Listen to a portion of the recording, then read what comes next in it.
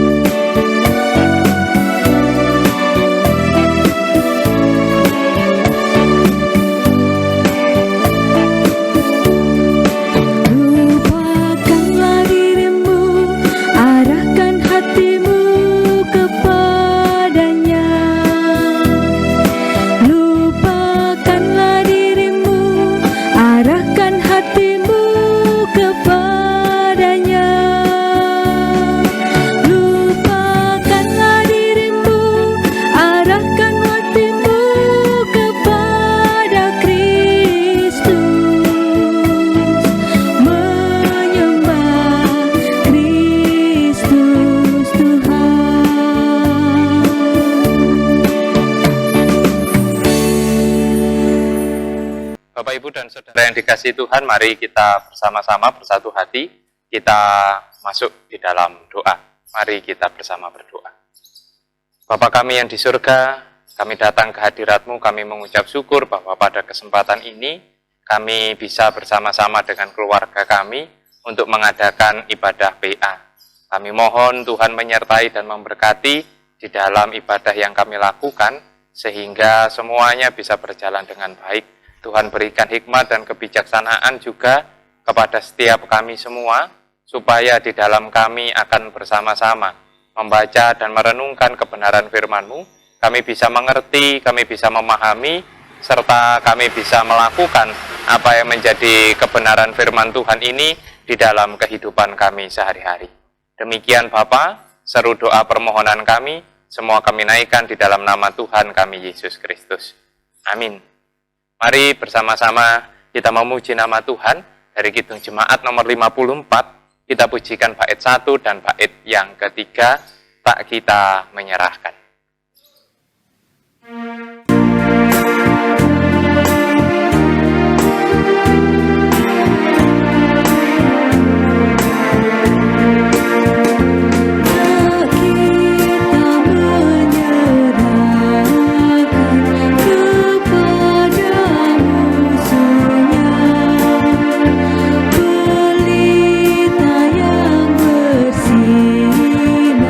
Di dalam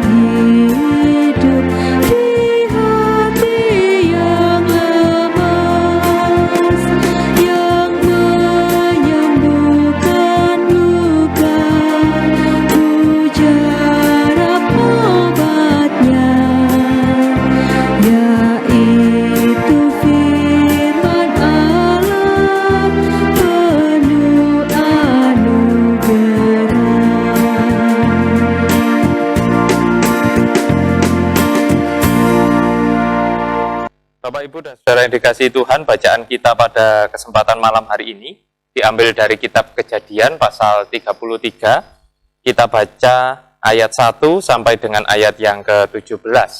Kitab Kejadian, kita buka bersama-sama pasalnya yang ke-33. Akan kita baca ayat 1 sampai dengan ayat 17, yang demikian bunyi kebenaran firman Tuhan. Yakub pun melayangkan pandangnya, lalu dilihatnya lah Esau datang dengan diiringi oleh 400 orang. Maka diserahkannya lah sebagian dari anak-anak itu kepada Lea, dan sebagian kepada Rahel, serta kepada kedua budak perempuan itu.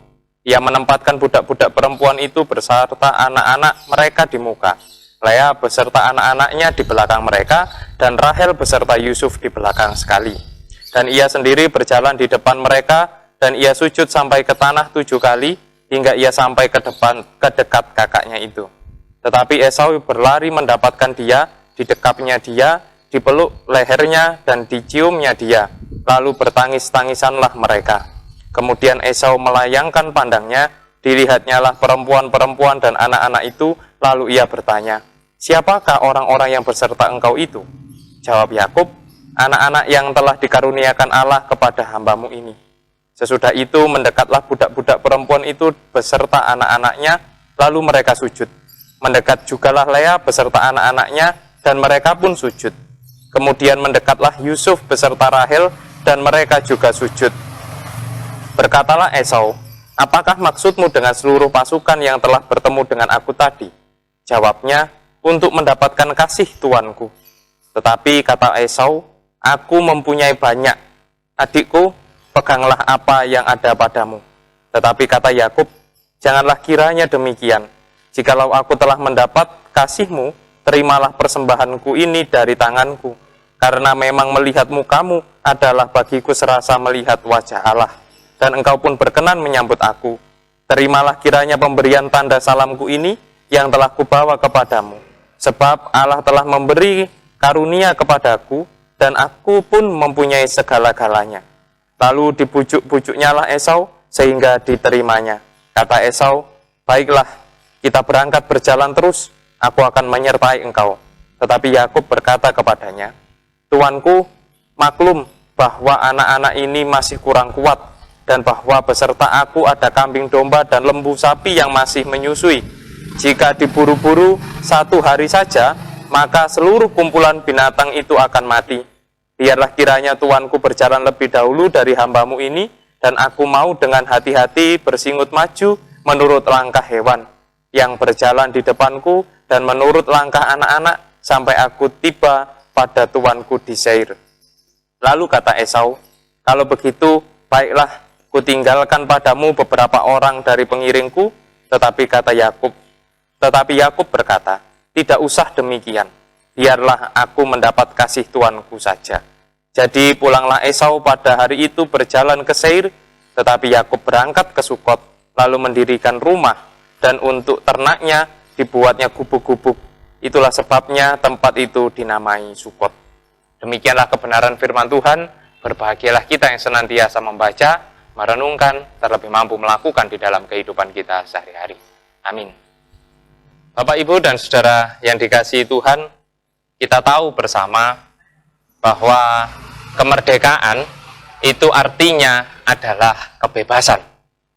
Seperti yang terjadi di dalam kehidupan bangsa dan negara kita Indonesia ini.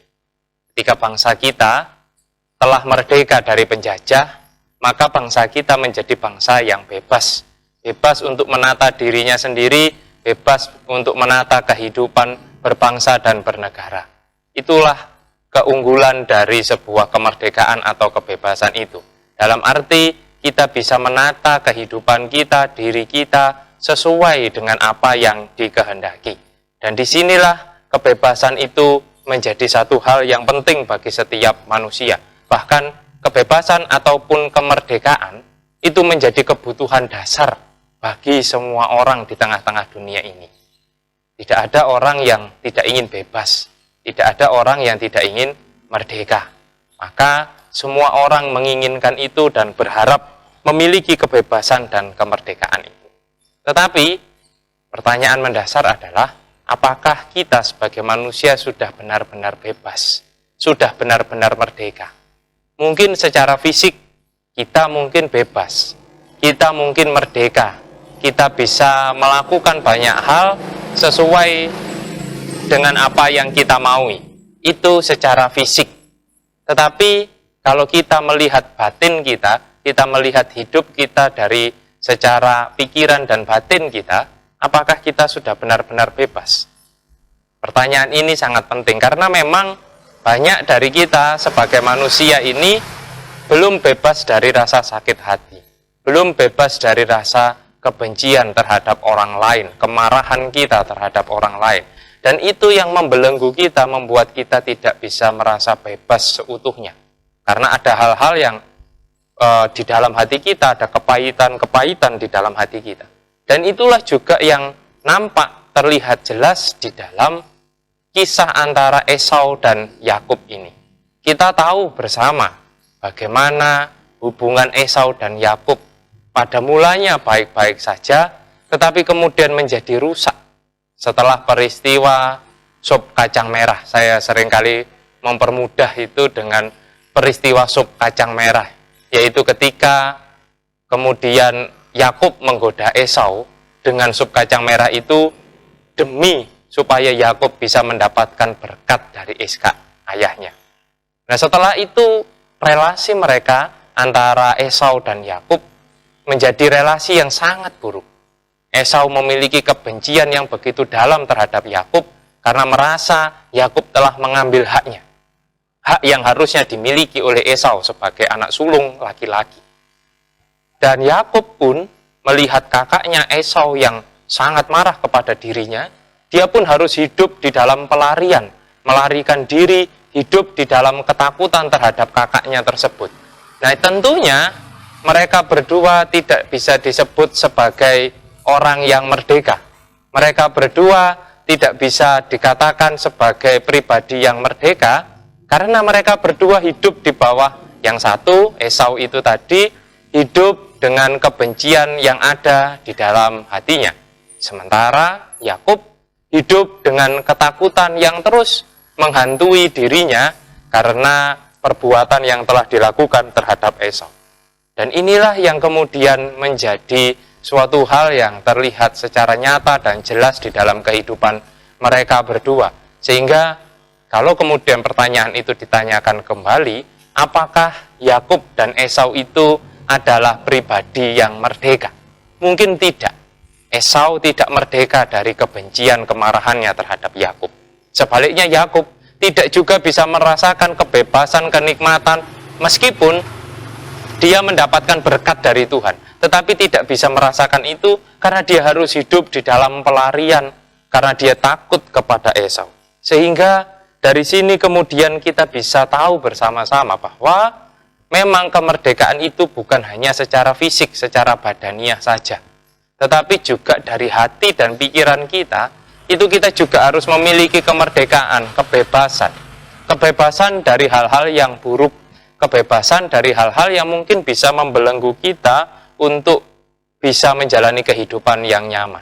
Dan pada akhirnya dari cerita Esau dan Yakub tadi yang tertuang di dalam bacaan kita malam hari ini, bagaimana ketika mereka sudah berdamai. Esau sudah menanggalkan kemarahannya, kebenciannya terhadap Yakub. Sebaliknya, Yakub pun sudah mengetahui bahwa Esau memaafkan dia, bahwa Esau mengasihi Yakub. Dari sini, kebebasan itu benar-benar ada.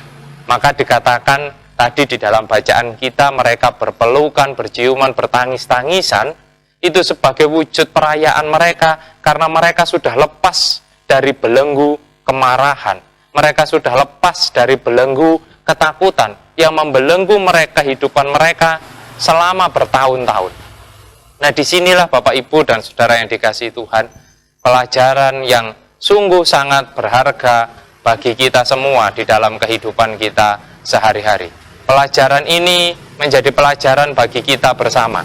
Jangan sampai kemudian kita sebagai manusia terus membelenggu diri kita dengan kebencian, membelenggu diri kita dengan kemarahan.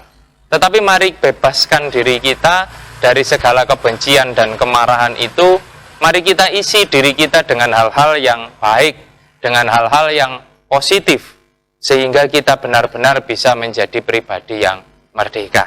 Nah, Bapak, Ibu, dan Saudara yang dikasihi Tuhan, lalu mari kita kembali bersama-sama mengoreksi di dalam kehidupan kita masing-masing. Adakah kebencian di dalam hati kita? Adakah kemarahan terhadap orang lain? Atau masih adakah kepahitan-kepahitan di dalam kehidupan kita? Ingat, itu semua bisa membelenggu kita.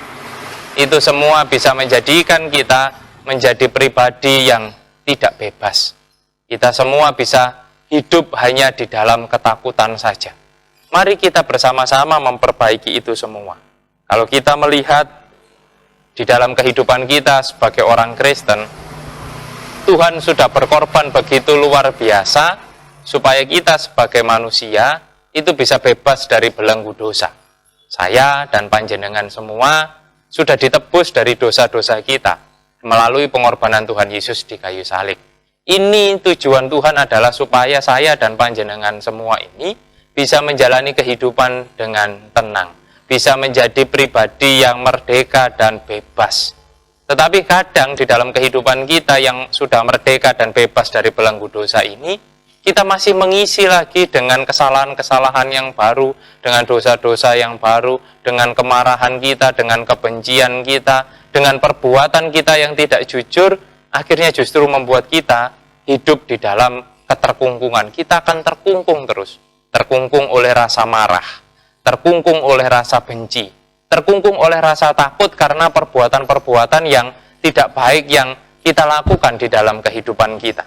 Nah, mari kita perbaiki itu semua supaya kita di dalam menjalani kehidupan sehari-hari bisa benar-benar menjadi pribadi yang bebas itu tadi. Supaya kita bisa menjalani kehidupan kita dengan penuh sukacita.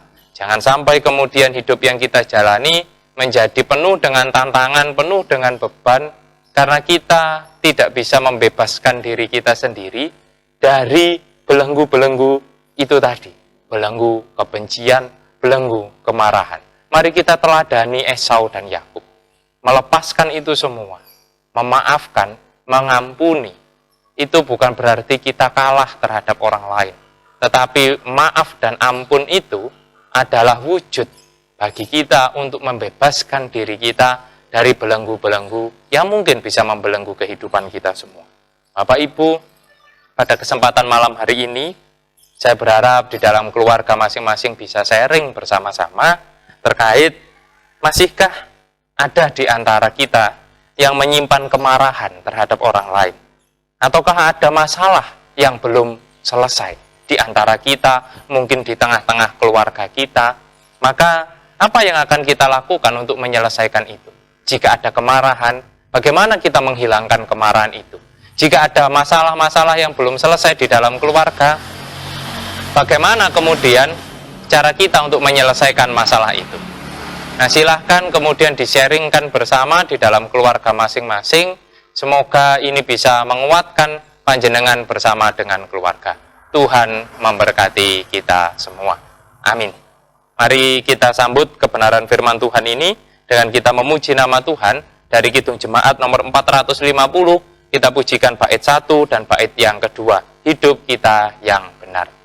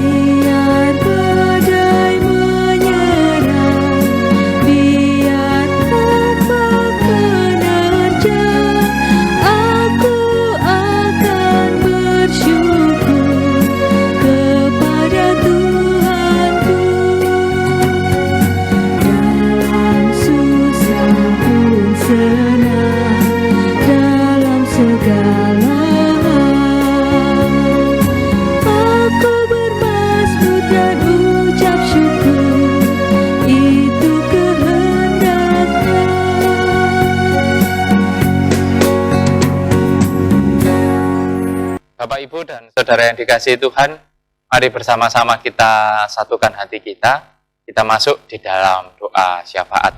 Mari kita bersama-sama berdoa. Bapa kami yang di surga, kami mengucap syukur malam ini, pada kesempatan ini kami sudah bersama-sama mengadakan ibadah VA, yang dimana kami bisa bersama-sama memuji memuliakan nama Tuhan, juga merenungkan sebagian dari kebenaran firman-Mu. Kami percaya Tuhan memateraikannya di dalam hati kami masing-masing, sehingga kami menjadi pribadi-pribadi yang benar-benar bisa merasakan kebebasan dan kemerdekaan, sukacita yang besar yang kami rasakan di dalam kehidupan kami semua.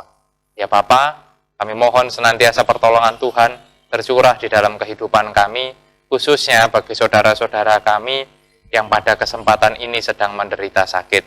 Apapun sakit penyakit yang dialami, yang dideritanya, kami yakin dan percaya bahwa Tuhan senantiasa turut campur tangan, memberikan kekuatan, bahkan memberikan pemulihan kepada saudara-saudara kami, sehingga mereka bisa kembali pulih, bisa menjalani kembali seluruh aktivitasnya dengan baik, dengan penuh sukacita.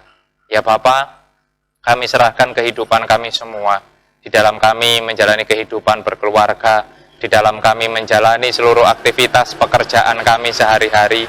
Kami mohon Tuhan senantiasa menjaga, Tuhan senantiasa menyertai dan memberkati, sehingga semuanya bisa berjalan dengan lancar, semuanya bisa berjalan dengan baik, ya Bapa. Ya Bapa, pada kesempatan ini kami bersama-sama juga ingin berdoa untuk gereja-gereja Tuhan dimanapun berada, khususnya yang ada di Jemaat Mojosari.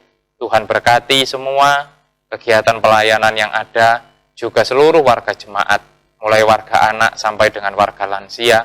Kami percaya Tuhan senantiasa menyertai, memberikan kesehatan, memberikan kekuatan di dalam seluruh aktivitas, kegiatan, pelayanan yang mereka lakukan.